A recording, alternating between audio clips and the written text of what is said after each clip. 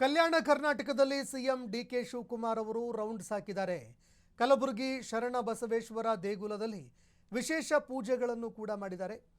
ಶರಣ ಬಸವೇಶ್ವರ ದೇವರ ದರ್ಶನ ಬಳಿಕ ದರ್ಗಾಕ್ಕೂ ಕೂಡ ಭೇಟಿ ಕೊಟ್ಟರು. ಖ್ವಾಜಾ ಬಂದೆ ನವಾಜ್ ದರ್ಗಾದಲ್ಲಿ ಸಿಎಂ ಪ್ರಾರ್ಥನೆ ಸಲ್ಲಿಕೆ ಮಾಡಿದ್ರು.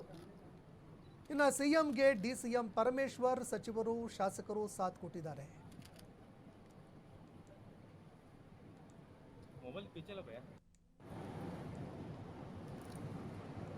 ಇನ್ನು ದೃಶ್ಯಾವಳಿಯಲ್ಲಿ ನೋಡ್ತಾ ಇದ್ದೀರಿ, ಸಿಎಂ ಇವತ್ತು ಕಲ್ಯಾಣ ಕರ್ನಾಟಕ ಭಾಗದಲ್ಲಿ ಪರ್ಯಟನೆ ಮಾಡ್ತಾ ಇದ್ದಾರೆ, ರೌಂಡ್ಸ್ ಆಗ್ತಾ ಇದ್ದಾರೆ. ಇದೇ ಸಂದರ್ಭದಲ್ಲಿ ದೇವಸ್ಥಾನಗಳಿಗೂ ಭೇಟಿ ಕೊಟ್ಟರು.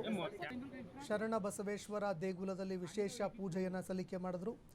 ಅದಾದ ಬಳಿಕ ಅಲ್ಲಿಂದ ಇತಿಹಾಸ ಪ್ರಸಿದ್ಧ ಖ್ವಾಜಾ ಬಂದೆ ನವಾಜ್ ದರ್ಗಾಕ್ಕೆ ಭೇಟಿ ಕೊಟ್ಟಿದ್ದಾರೆ. ಇದೇ ವೇಳೆ ದರ್ಗಾದಲ್ಲಿ ಅವರನ್ನು ವಿಶೇಷವಾಗಿ ಸ್ವಾಗತ ಕೂಡ ಮಾಡಲಾಗಿದೆ.